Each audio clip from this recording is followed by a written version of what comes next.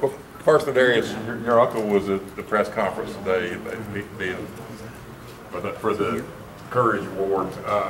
Just talk about him and what he meant to you.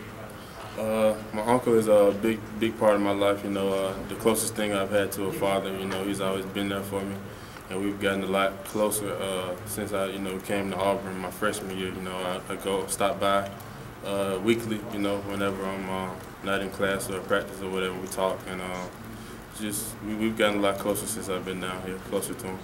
You lean on him sometimes when maybe you're frustrated, things not going well? All the time. You know, anytime things are going wrong or I'm getting discouraged or maybe a little disappointed, whether it's football or school, I go talk to him. And I've grown a lot, from talking to him. It's made me a lot stronger. He's a very strong man, It's pretty much nothing I can go through that compares to the stuff he's been through. So, he can help me pretty much through anything. Does that help, though, because, like you said, when you understand what all he went through, you go, hey, I can handle this now? Yeah, it puts stuff in perspective for me. Even, hearing stories about how they used to practice and how it was back then playing, compared to what they used to have to go through. We're in heaven. They used to hit every day, full pass or whatever. So, just talking to him puts stuff in perspective and makes me appreciate Auburn more and appreciate having him. How proud are you of the struggle, the fight that he won with breaking the color barrier and paving a way for you and so many others to have that opportunity? I'm very proud of it. It's growing up, you hear the stories of people like Martin Luther King, Rosa Parks, people like that, and it's, not nationally, it's nationally recognized, what he did, but people, that was here or people that came after him know what happened, and to know that he went through those same struggles they had to go through is inspiring to know that someone with my blood went through that and was strong enough, to withstand it and come out on top. In today's generation, you and your teammates, is that still something that's talked about and what James Owens did? Honestly, not really. A lot of people, my teammates, when they find out who my uncle is and what he did, then it kind of comes into perspective and they kind of think about it like, that's a great honor and that's much respect to have to deal with that. But other than that, a lot of people may not know unless I bring it up or if it's brought up around them and they hear it or if it's in the paper or whatever. Is that why it's even more special now? So maybe guys will learn and understand some of the history that goes into it. Yeah, it's very special. He finally get recognized for it. And, a lot of people that may have not known or heard about it, brought to their attention now. And it's kind of, and the fact, that it's a Courage Award, let them know that he had to have courage to go through what he went through. When you tell people what he did and those conversations do come up with teammates, what do you tell them? About, just the fact, the most recent story that I always tell is, during the season, he's loved or whatever, and then after the season, how he had to go, miles away just to get a haircut. And one time when after a win, the team went to get something to eat, and they basically told him they couldn't eat there, so all of them left with him or whatever. Just different stuff like that he had to go through. It kind of touches other people and let them know, give them an insight of what he had to go through. Sounds like have you seen that strength on display again? Now we're going through the health issues and things he's going through. Yeah, because at the point when I found out about it, it kind of crushed me, because knowing the strongest person I know, going through something where I've never seen him in a down moment or at a moment where he had to depend on people. So to see him still, having a positive attitude, not showing no weakness, because I didn't even know about it when he first found out. He didn't tell me. I found out from my mom. And just to see him battle with it and he's getting better, and to the point now where he's, full confidence that he'll be okay. Just to see him fight, that it just gives more perspective to it. Shows me how he did fight what he did back in the day, because he's still the same person. It sounds like you're pretty well versed in just exactly the details of what he endured and went through.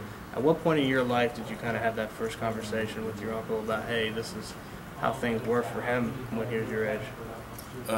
When did he tell me about what happened? Yeah, when did that conversation take place with you guys?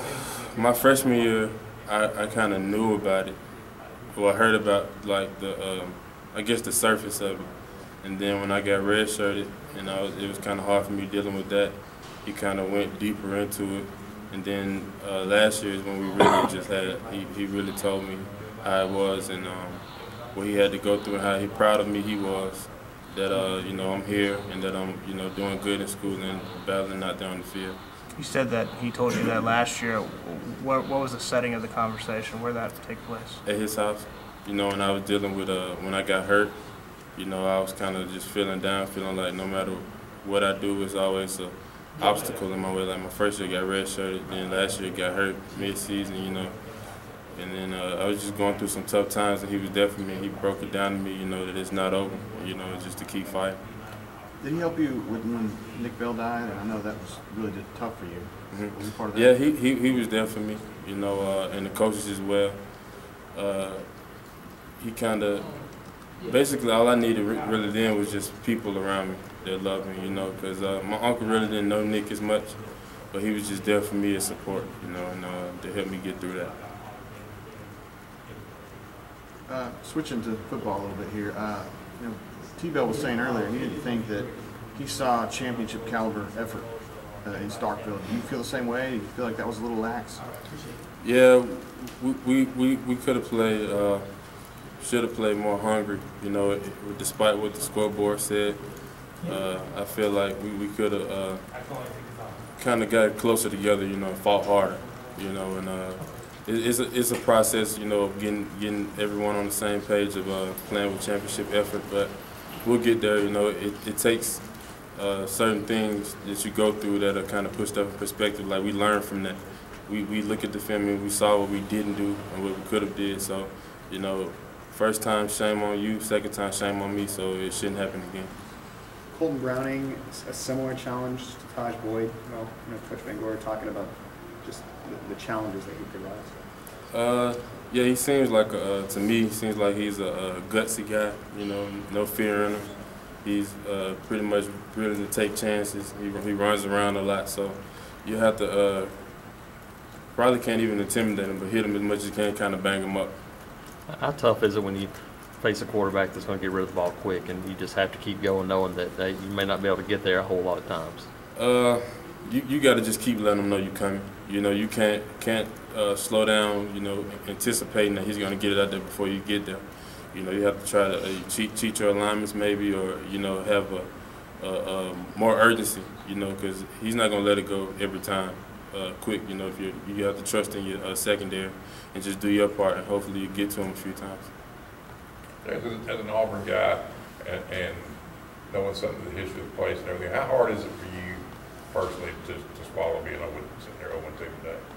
It's a lot because, you know, I've been an Auburn fan my whole life, and, you know, my family has been Auburn fans, and it means a lot to me. And it hurts because I know the history of the place is basically the alumni is what keeps Auburn strong, you know, the tradition. And I really don't like letting down, you know, former players, former coaches, and the fans, you know. But I feel like we'll get to the point to where we get back to winning ball games, you know, and we just got to keep working. That's all I can do. Appreciate it, man. No problem.